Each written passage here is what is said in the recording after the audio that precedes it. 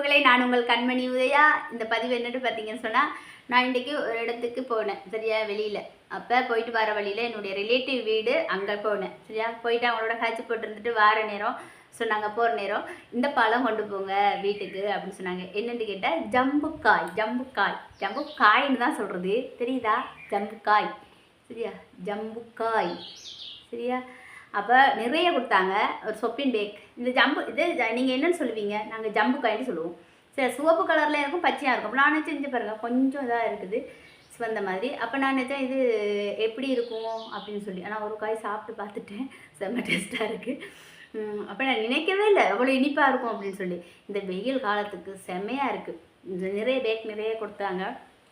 நான் எனக்கு கொஞ்சோண்டு கழுவிக்கிங்க தான் கொஞ்சமாக பாருங்கள். அதோட வாழைப்பழமும் வச்சுருக்குறேன் எல்லாம் சாப்பிட்றதுக்கு சரியா. அவ்வளோ 3 வாழைப்பழம் சாப்பிட மாட்டேன், எடுத்து வச்சுருக்குறேன் சரியா. வெளியே போயிட்டு வந்த களைப்பு அப்படி சாப்பிட சொல்லுது.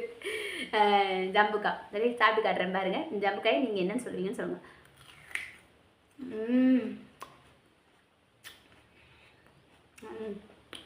சொர்க்கம், ஸோ ஸ்வீட். ரொம்ப டேஸ்ட்டாக இருக்குது. நண்பர்களே, எல்லோரும் சாப்பிட்ருப்பீங்க. நீங்கள் இதை என்ன பேர் சொல்லுவீங்கன்னு சொல்லுங்கள். கொடுத்த என்னுடைய உறவுக்கு நன்றி. உண்மையிலே செம்மையாக இருக்குது, சூப்பராக இருக்குது. யாருக்கெல்லாம் ஜம்புக்காய் பிடிக்கும், யாருக்கும் ஜம்புக்காய் பிடிக்காதுங்களா? அதுன்னு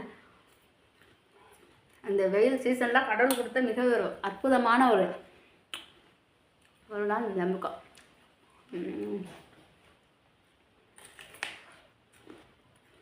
சூப்பராக இருக்குது. வாழைப்பழம் அது உங்களுக்கு எல்லாருக்கும் தெரியும். அப்போ இன்னும் சாமா இருக்குது.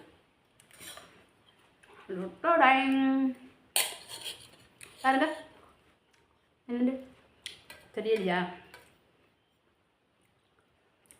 இது என்னுடைய ஹஸ்பண்டோடைய ஃப்ரெண்டு வீட்டில் இருந்து கொண்டு வந்தது.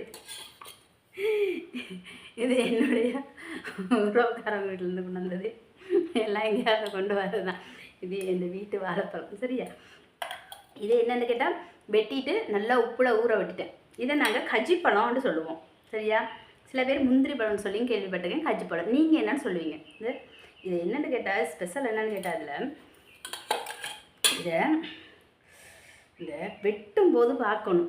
அதை நான் மிஸ் பண்ணேன். அவங்க எல்லாம் செய்துட்டேன்னா இங்கே பாருங்கண்ணா எப்படி இறங்குதுன்ட்டு. வா, அது அப்படியே முழு பழமாக வச்சு வெட்டும்போது ஒரு அழகாக இருந்துச்சு. இப்படி வெட்டும்போது தெரியுதா? இது எடு அப்படி அழகாக இருந்துச்சு சரியா. இது நான் அதிகம் சாப்பிடக்கூடாது. நீங்கள் இதை என்னென்னு சொல்லுவீங்க அப்படின்னு சொல்லி சொல்லுங்கள் சரியா. நாங்கள் கஜுப்பழம்னு சொல்லுவோம் சரியா.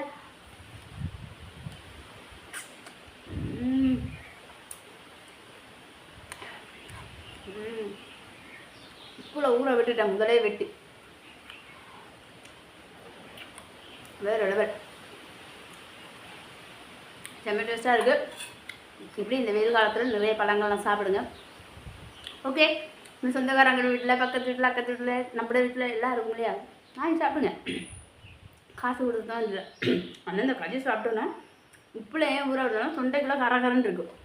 சாப்பிட்டோன்னே தொண்டைக்குள்ளே கரகரன்னு இருக்கும். டேஸ்ட்டு சூப்பராக இருக்குது கஜி பழம் சரியா. ஆனால் இந்த ஜம்புக்காய் சாப்பிட்ற நேரம் சொர்க்கம். ஐயோ, எல்லா பழமே நல்லா தான் இருக்கும். ஓகே, இதுக்கு நீங்கள் என்ன பேர் சொல்லுவீங்க? இதுக்கு நீங்கள் என்ன பேர் சொல்லுவீங்க? தயவுசெய்து ப்ளீஸ் பார்த்துட்டு அப்படியே போகாமல் ஏதாவது கமெண்ட் பண்ணுங்கப்பா. அவங்களுக்கெல்லாம் ஒரு வீடியோ பண்ணும். ஓகே, பாய். கமெண்ட் பண்ணுங்கள் ப்ளீஸ்.